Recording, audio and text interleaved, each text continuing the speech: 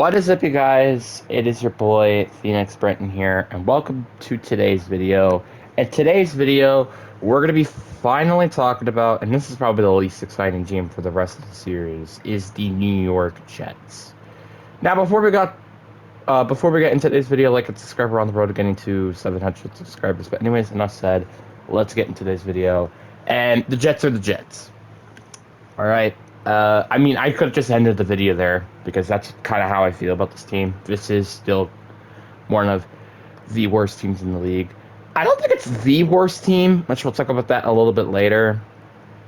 Mainly it's because of the roster itself, but we'll talk about that when we get there. Let's just start off with free agency. And one free agent, which I don't know how this happened, is that comes to mind is the Minga Fitzpatrick trade. Because the Minga Fitzpatrick trade was pretty insane, not gonna lie. The fact that they only had to trade, like, what was it, 7th of that year for Minga Fitzpatrick, I thought was a little insane to me. Also, I mean, before we go talk about the bad moves, I guess let's just keep on with the good moves. Demario Davis, he's going to be a good linebacker in my opinion.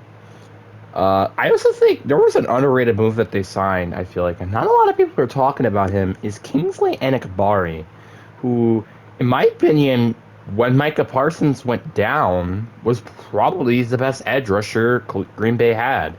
And I know people are going to be like, bro, what are you talking about? It's easily Lucas Van Ness, Rashawn Gary, and I know people might say that, but, like, believe me, Rashawn Gary didn't even record a sack during the half of the season, so you gotta admit it's probably Kingsley. I also like the Nahshon Wright. I don't remember. I'm sorry if I'm butchering your name, by the way. Corner from the Bears. I think that was a very underrated signing that not a lot of people are talking about. Nice depth. Dylan Parman is a decent player. Like, they also extended Breece Hall. Like, they did a lot of good things during the offseason. They also got younger. Well, I think they did get younger. Yeah, they probably did, with trading Jermaine Johnson II for exchange of Tavondre Sweat, who is a younger player. So there's that. Then let's talk about the moves that also they signed Jason Sanders. Now let's talk about the moves that I didn't like. And I think really the only move they made during free agency that I didn't like was trading for Geno Smith. The reason why I don't specifically like this move is because it's Geno Smith. He was the worst quarterback probably starting in 2025 last year, and now he's your starting quarterback. Granted, I don't think he's going to probably be the worst starting quarterback. It would be the second worst, but that's not saying much. In fact, it's kind of the opposite reason. And then let's look at their draft. Not gonna lie, I was not a big fan of their draft, and I'll talk about that a little bit later. But I mean, I like the David Bailey pick. This is the pick I personally would have recommended if I was the Jets, because it was the more safer option over Arvell Reese, which is why I think that pick was okay and justified. Kenyon Sadiq, this is where things were, it's like, what the frick? Like, is Kenyon Sadiq one of the best tight end prospects of all time since, I don't even know, maybe like Kyle Pitts or something? Probably. I mean, he's one of the most athletic freak tight ends since, again, Kyle Pitts, which was a half a decade ago. And, he's insane, and I think he could be like the next Trey McBride potentially, or Travis Kelce or something. Like, I'm not saying his trade sucked, I just think it's not the right move for them. Then they went and doubled down on receiver with the Omar Cooper Jr., who I didn't really have as a first-round pick. I think he was more of a early second-round pick, so I don't know why they went and traded up to get him when they could have probably just got him during that time, or got Denzel Boston, who was also available, who I thought was better than Omar Cooper Jr. But, anyways, D'Angelo Pons, hit or miss. He is definitely playing nickel, but not bad pick. Darrell Jackson Jr. I think was a nice find in round 4. I think this guy could really be potentially one of the biggest steals of the draft, in my personal opinion, and he was a round 4 pick. Yeah, Cade Klubnik definitely was a very questionable pick. They also had then 2 more other picks, which those picks were Azai Cooper. Why did I say Cooper Jr.? I was thinking the other Cooper they drafted, guard out of Miami, and then they drafted VJ Payne out of Kansas State. And this is where I have a complaint. Is, again, why are you double downing on the receiving position? Granted, you didn't need that. And not go get, like, an interior player. Granted, they did trade for Devontae Sweat still. Or a linebacker. Or a corner. You see what I mean? Like, there were a lot of options. I mean, and you can't even really say corner wasn't an option as well during the time when they were picking. Because guess what? You know who was also available during that time? Like during the 30th pick, all the corners were still available except Chris Johnson Jr. because he was drafted by the Dolphins, and Mansour Delane. All the corners were still available, which that means Brandon Caesar was still available. Avia Terrell was still available. Like, there were so many corners they could have taken, and they just didn't went and do that, which I think was very questionable. Because this is what your current corner room looks like. You have Nahshon Wright, Brandon Stephens, and D'Angelo Pons. I mean, I also like Zurin Thomas. I think he could be decent. But that's the point. It's very nobody room. Granted, I like Nahshon Wright, but I don't think he's like the number 1 corner on your team good. And that's just kind of where, like, a lot of the problems I have. Like, again, why draft Kenyon Sadiq when you have Mason Taylor? Mason Taylor was not that bad last year. And I hate when people just underestimate this man. He was not that bad. And granted, he has also a horrible quarterback situation. And also, granted, he was the only receiver on that team, not including freaking Garrett Wilson. And I guess Breece Hall, but I digress. And, I mean, looking at this roster, I would say besides corner, obviously quarterback as well, I don't hate this roster the Jets are building. Like, I really don't. I like the safety room, which consists of Minka Fitzpatrick and Andre Cisco. I like the linebacking room, which consists of Demario Davis and Jeremy Sherwood. Their defensive line looks pretty solid with Joseph Oswa, who was, by the way, an overpay, which I forgot to mention that.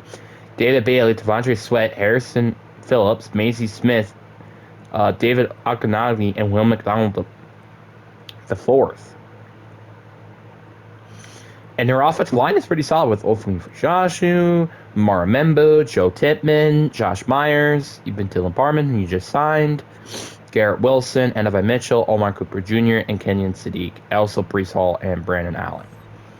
You see what I mean? Like, this team is not bad. Like this isn't a bad team necessarily, but it's the quarterback and the cornerback position, I think, that really hold this team back. Like, if they had, like, for instance, the Rams' current corner and quarterback room, this team is a legit playoff contender. Hell, they could even maybe be a Super Bowl. They could be in Super Bowl conversation. Because you have a top 5 quarterback, and then you have one of the best corner rooms in the league. I'm just saying, I know people might disagree with me, but that's my opinion. But also, one of the biggest things I will admit that is definitely holding this team back is their head coach. And I'll say this once, I'll say it again. Aaron Glenn is the worst head coach heading into the 2026 season. Honestly, this video also motivates me to actually go make my hot seat video of every coach in the league. Because, seriously, there are a lot of coaches out there, in my humble opinion, that could be on the hot seat heading into the season. And then there's also coaches I think are a little cool as well. But that's besides the point. So now let's look at the Jets schedule. Obviously, they go against the Bills and also the Patriots twice a week or twice a year, which isn't ideal. But they also do go against the Dolphins twice a week, twice a year. So there's that. You also get the Tennessee on the road. You have Detroit, so you go against basically you play the Packers at home. You play the Bears on the road. Then you play the Browns at home. You play the Raiders at home. They play the Chiefs on the road. They play the Bills at home. Obviously, they play the Bills twice. The Chargers on the road. They also play the Broncos at home after a bye week. On the road against Arizona. At home against Minnesota. And that's all your other games that were included in your division.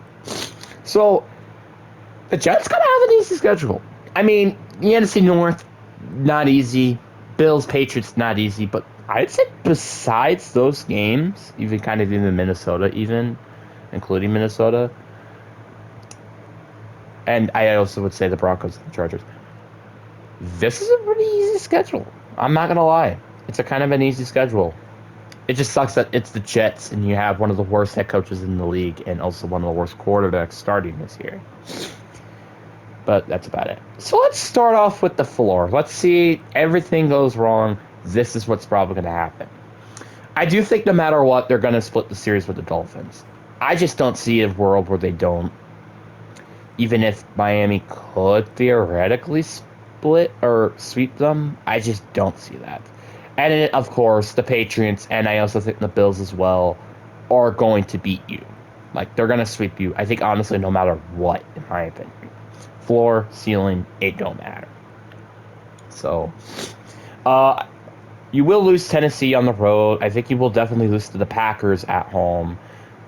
You will lose to the Lions on the road, the Bears on the road. I do think you will pick up the win, though, at home against Cleveland.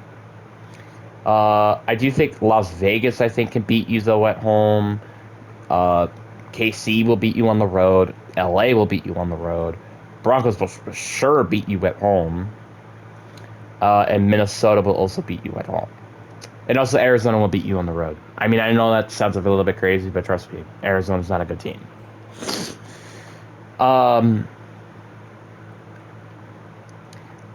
Then that puts their floor at 2-15.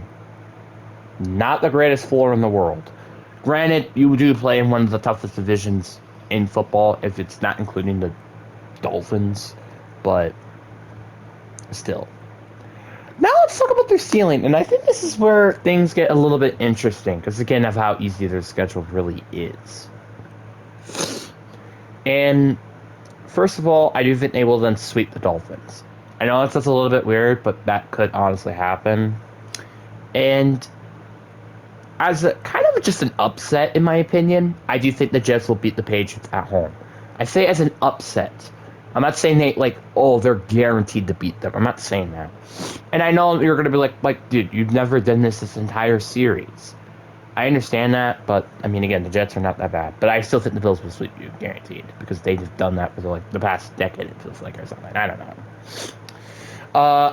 They will beat the Jets on the road. Obviously, all the wins that before do apply. I do think the Packers will still beat you at home, and the Lions and Bears will still beat you on the road. Patriots will still beat you on the road, obviously. I think they will beat the Raiders at home. Still lose to the Chiefs on the road. You still lose to the Chargers on the road. And honestly, I think as another upset, I think the Jets will beat the Broncos at home. Now, I'm saying this because they have a bye week. Okay? Because they have a bye week, okay? Calm down. I do think they beat the Cardinals on the road, and I also think you could even beat the Vikings at home. Putting their ceiling at, honestly, a little bit of a shocker, but at 9-8. So, literally, at best, this team could even potentially sneak into the playoffs. But that's going to have to be like everything goes right, and they also upset in a couple of games, which, I mean, that isn't the craziest thing in the world, but I just don't really see a scenario like this even happening. I mean, you could really honestly say that their ceiling is 7-10, and I wouldn't argue with you, but I do think that, again, this team is like, it's like the team that isn't mediocre, but also isn't the worst team in the world. But they're in that range. I would say they consider this team a bad team.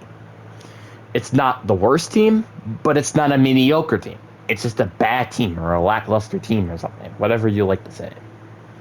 Because this team definitely has some sort of promise. I think they have some promise heading into 2027, which they have 3 first-round picks they at. They also probably will have a high draft pick this year to go hopefully get a quarterback.